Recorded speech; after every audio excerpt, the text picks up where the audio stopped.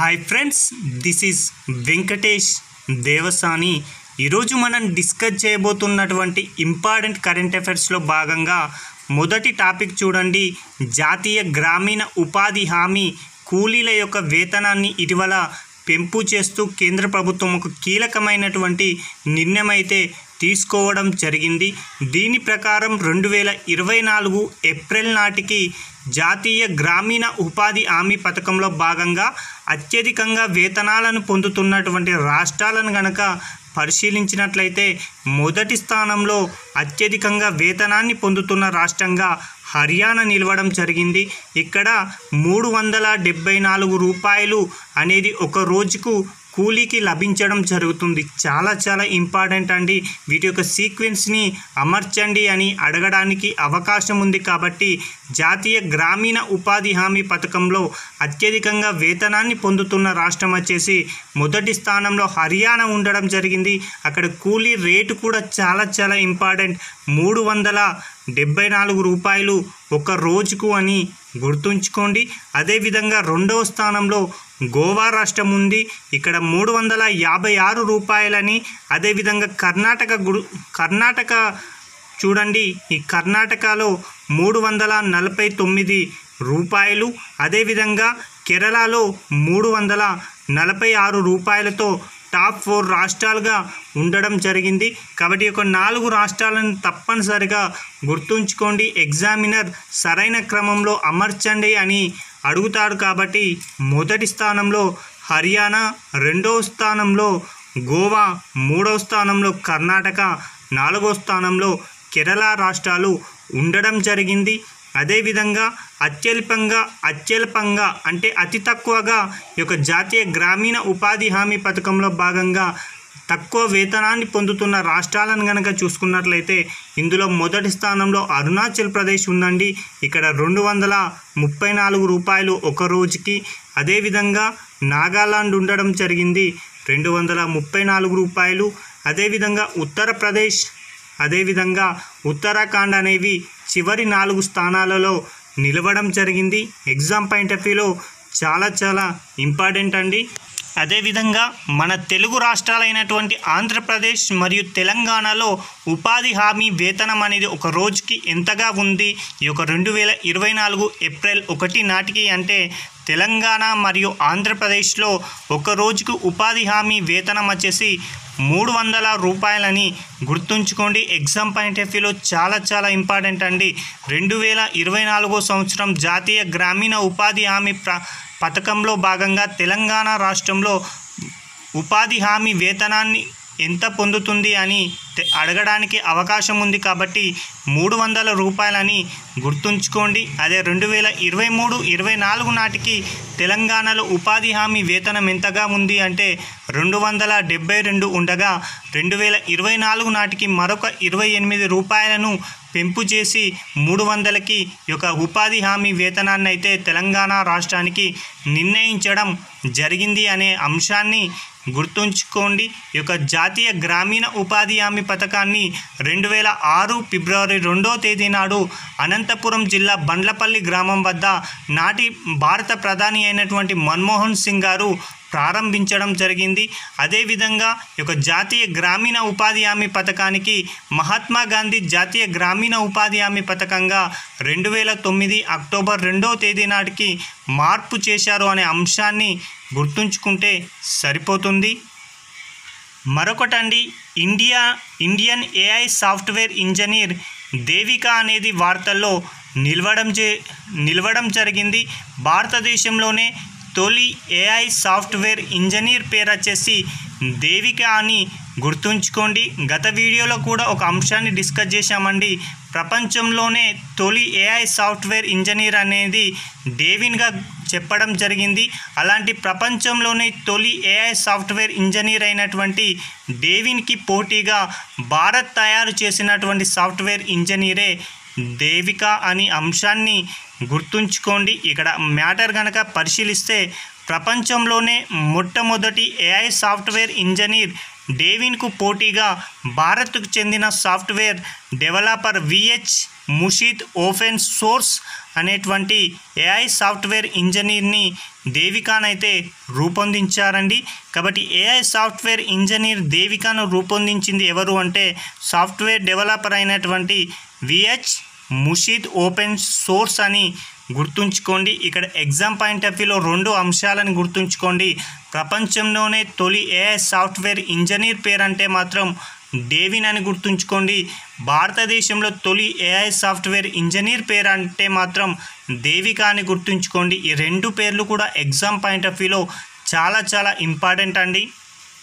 మరొక ఇంపార్టెంట్ ఉన్నటువంటి టాపిక్ అండి, అంతరిక్షంలోకి త్వరలోనే ఒక తెలుగు తేజమైనటువంటి గోపీనాథ్ అనేటువంటి వ్యక్తి వెళ్ళడం జరుగుతుంది. ఇతనికి ఎగ్జామ్ పాయింట్ ఆఫ్ వ్యూలో ఇతని పైన ఎగ్జామినర్ క్వశ్చన్లు అడగడానికి అవకాశం ఉంది. ఎందుకోసం అడుగుతాడంటే అంతరిక్షంలోకి వెళ్ళేటువంటి భారత తొలి పర్యాటకుడు అండి. చాలా చాలా ఇంపార్టెంట్.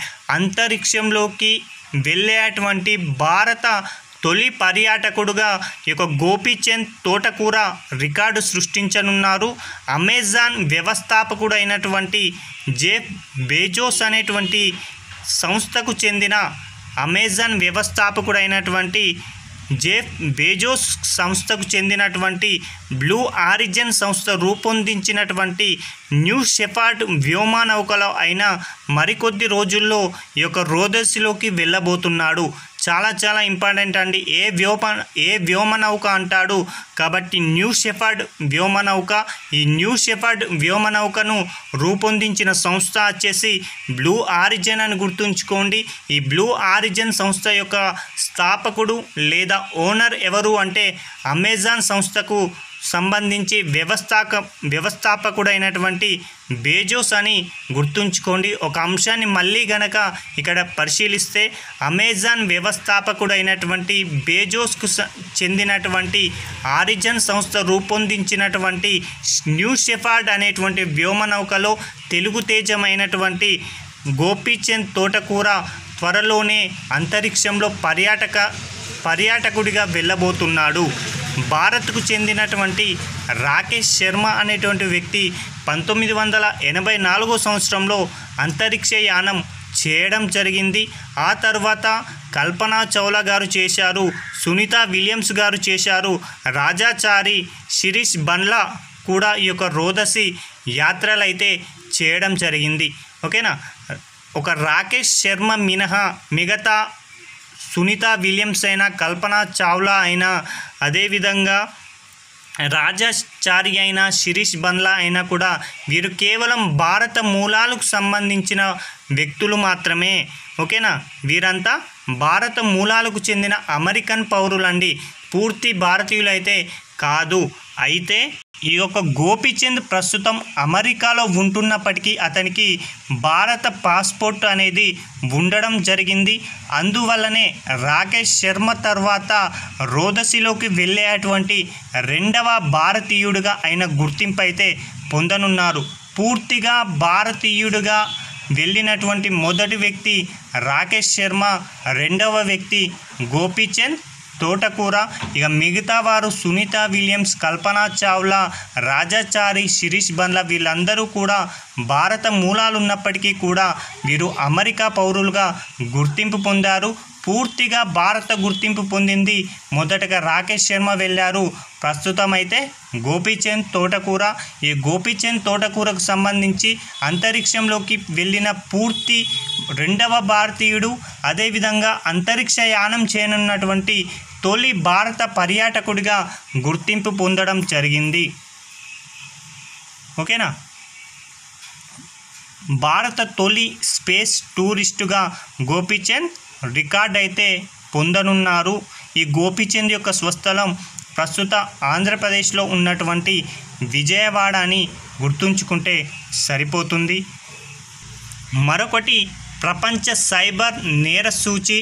ప్రస్తుతం ప్రపంచంలో ఎక్కువగా జరిగేటువంటి నేరాలు సైబర్కు సంబంధించిన నేరాలే ఎక్కువగా జరుగుతున్నాయి. కాబట్టి అలాంటి సైబర్ నేరాలు ఏ దేశంలో ఎక్కువ జరుగుతున్నాయి అనే ఉద్దేశంతో ఇటీవల కాలంలో ప్రపంచ సైబర్ నేర సూచిని కూడా రూపొందించడం జరిగింది. సైబర్ నేరాల్లో భారత్ యొక్క స్థానం వచ్చేసి 10వ స్థానంలో ఉండడం జరిగింది. ఎగ్జామ్ పాయింట్ ఆఫ్ వ్యూలో చాలా చాలా ఇంపార్టెంట్ అండి, గుర్తుపెట్టుకోండి. ప్రపంచ సైబర్ నేర సూచీలో భారత్ ఎన్నవ స్థానంలో నిలిచింది అని అడుగుతాడు కాబట్టి 10వ స్థానంలో అని గుర్తుంచుకోండి. ఇది వరల్డ్ సైబర్ క్రైమ్స్ ఇండెక్స్ అనేటువంటి ఒక పేరుతో నిపుణుల బృందం ఏదైతే ఉంటుందో చాలామంది నిపుణుల బృందం కలిసి ఒక 100 దేశాలలో ఈ యొక్క సైబర్ నేరాలపైన అధ్యయనం చేసి ఈ యొక్క నివేదికనైతే రూపొందించారు. ఆ నివేదికలో సైబర్ నేరాల్లో మొదటి స్థానంలో నిలిచిన దేశం వచ్చేసి రష్యా, 2వ స్థానంలో ఉక్రెయిన్, 3వ స్థానంలో చైనా, 4వ స్థానంలో అమెరికా, 5వ స్థానంలో నైజీరియా. ఈ యొక్క 5 దేశాల యొక్క వరుస క్రమాన్ని తప్పనిసరిగా గుర్తుంచుకోండి. అడుగుతాడండి, ప్రపంచ సైబర్ నేర సూచి 2024 ప్రకారం ఈ యొక్క క్రింది దేశాలను వాటి యొక్క స్థానాలను ఆధారంగా అవరోహణ క్రమంలో అమర్చండి లేదా ఆరోహణ క్రమంలో అమర్చండి అని అడుగుతాడు. కాబట్టి first Russia, second Ukraine, third China, fourth America, fifth Nigeria. ఈ యొక్క 5 దేశాల వరుస క్రమాన్ని గుర్తుంచుకోండి.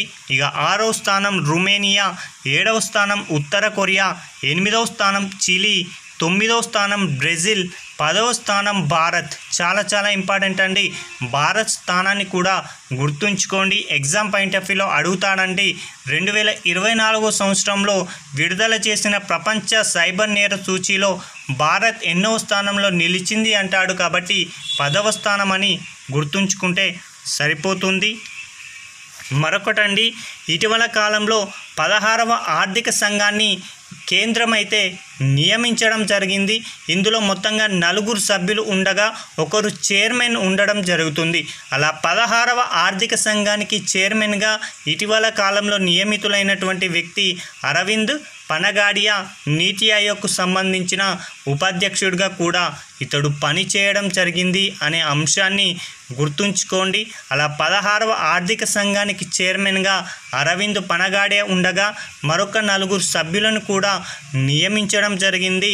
అందులో ఒకరు వచ్చేసి అజయ్ నారాయణ్ జా, అదేవిధంగా మరొకరు అన్నా జార్జ్ మాథ్యూ. వీరిద్దరూ కూడా ఈ యొక్క 16వ ఆర్థిక సంఘంలో పూర్తికాల సభ్యులుగా ఉండడం జరిగింది. అదేవిధంగా సౌమ్య కాంతి ఘోష్ అనేటువంటి వ్యక్తి ఏంటి అంటే ఇందులో పాక్షిక కాల సభ్యురాలుగా నియమితులు కావడం జరిగింది. యాక్చువల్గా 4వ సభ్యుడిగా నిరంజన్ రాజాధ్యక్షని మొదటగా ఈ యొక్క 16వ ఆర్థిక సంఘంలో సభ్యుడిగా నియమించడం జరిగింది. అయితే అతడు తన యొక్క వ్యక్తిగత కారణాల చేత ఈ యొక్క 16వ ఆర్థిక సంఘం నుంచి తను వైదొలుగుతున్నట్లు ప్రకటించడంతో అతని స్థానంలో నూతనంగా అంటే 2024 ఏప్రిల్ మాసంలో నియమితులైన నూతన సభ్యుడు ఎవరు అంటే మనోజ్ పాండా అండి. చాలా చాలా ఇంపార్టెంట్ అండి. ఈ 4 సభ్యుల పేర్లని తప్పనిసరిగా గుర్తుంచుకోండి. ఎగ్జామ్ పాయింట్ ఆఫ్ వ్యూలో ఈ విధంగా ప్రశ్న అడుగుతాడండి, 16వ ఆర్థిక సంఘంలోని సభ్యులను గుర్తించండి లేదా 16వ ఆర్థిక సంఘంలోని సభ్యులలో ఉన్నవారెవరు లేనివారెవరు అని అడుగుతారు. కాబట్టి అజయ్ నారాయణ్ జా, అన్నా జార్జ్ మాథ్యూ, సౌమ్య కాంతి ఘోష్ మరియు ప్రస్తుతం మనోజ్ పాండా అని గుర్తుంచుకుంటే సరిపోతుంది. ఈ యొక్క 16వ ఆర్థిక సంఘానికి కార్యదర్శిగా రిత్విక్ రంజన్ అనేటువంటి వ్యక్తి వ్యవహరించడం జరుగుతుంది. ఈ యొక్క 16వ ఆర్థిక సంఘం యొక్క సిఫారసులు 2026 నుంచి 2031 వరకు అమల్లో ఉండబోతున్నాయని గుర్తుంచుకుంటే సరిపోతుంది. ఇక 15వ ఆర్థిక సంఘానికి చైర్మన్గా ఎన్కే సింగ్ గారు ఉండడం జరిగింది అనే అంశాన్ని గుర్తుంచుకోండి. అదేవిధంగా ఈ యొక్క 16వ ఆర్థిక సంఘం చైర్మన్ అంటే మాత్రం అరవింద్ పనగాడియా అని గుర్తుంచుకుంటే సరిపోతుంది.